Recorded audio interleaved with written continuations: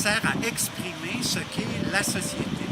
Moi, il n'y avait pas de différence entre travailler en atelier et travailler in situ sur une œuvre architecturale. C'est que j'ai vécu à l'âge de 11 ans à Strasbourg, 1 an, et mon lycée, le lycée Fustel de Coulanges, jouxtait la cathédrale de Strasbourg que j'ai dû contourner tous les jours.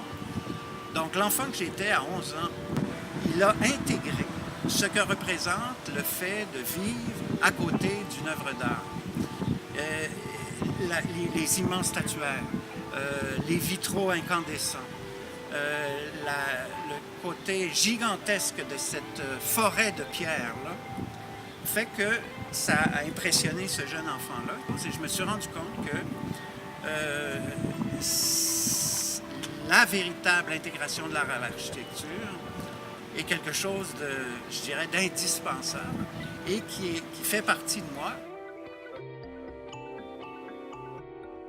L'art atteint toute sa grandeur ou sa maturité quand il est dans l'espace public. Alors, toute l'histoire de l'art nous montre des mastabas aux pyramides égyptiennes, aux temples égyptiens, aux hindous, etc.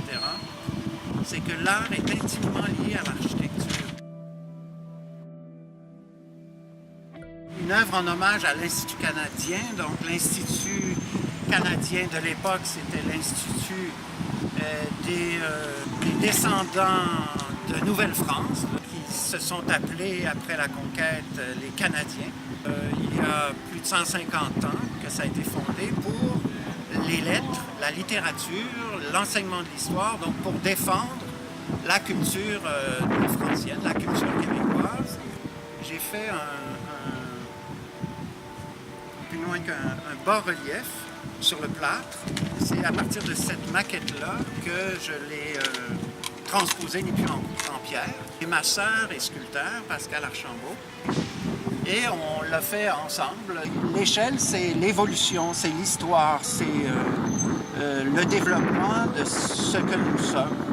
Alors, l'architecte du lieu de l'être, c'est que chaque génération a reçu des précédentes un actif qu'on s'emploie à développer pour laisser aux générations suivantes plus qu'on a reçu des précédentes. La chaise, c'est la structure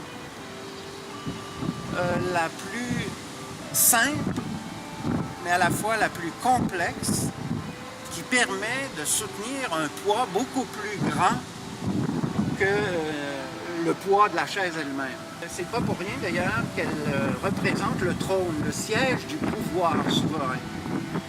Et en démocratie, le peuple est souverain, donc ici la femme, elle symbolise encore là la terre-mère, le peuple. Elle est penchée, elle cueille les fruits que nous donne le Saint-Laurent, la cueilleuse de fleuve-océan. C'est un fleuve immense qui a été le berceau de notre implantation ici. Et elle soutient le siège du pouvoir démocratique du peuple, le siège du pouvoir souverain du peuple, comme étant le trône. L'être humain dans l'action, mais en même temps suspendu dans l'action. C'est-à-dire que ça raconte comme une histoire. Il y a eu comme un avant et il va y avoir un après. Mais là, il y a quelque chose comme dans une espèce de sentiment d'être, simplement là, en train d'agir. Ça peut être donc d'agir sur la matière, d'agir sur les éléments. Une autre caractéristique de mon travail, c'est le fait qu'il y a des représentations humaines. L'humain est là. La figuration est un partie du patrimoine, du patrimoine humain.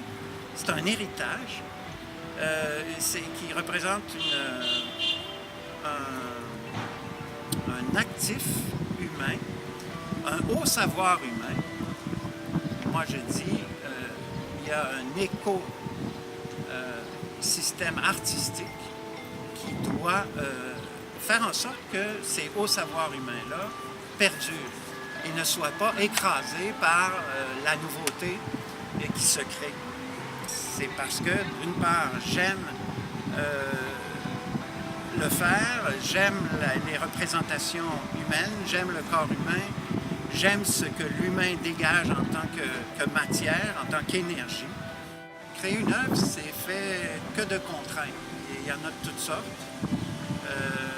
Les médiums, le support,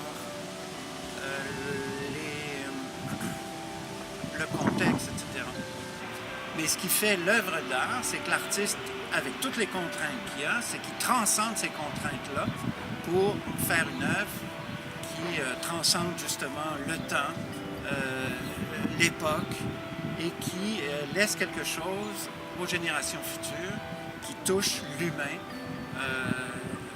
dans son ensemble.